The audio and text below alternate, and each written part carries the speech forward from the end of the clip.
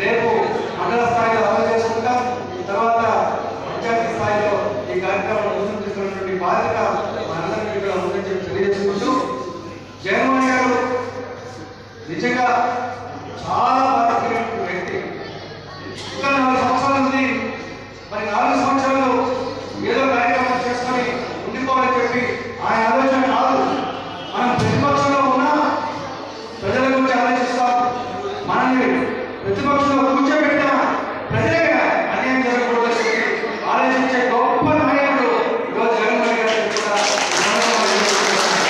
కాబట్టి నిరంతరం ఈరోజు ప్రజల మధ్యకి వస్తున్నారు, ప్రజల సమస్యల్ని పోరాడుతున్నారు. అందులో భాగంగానే బంగారు రైతుల వద్దకు వచ్చారు.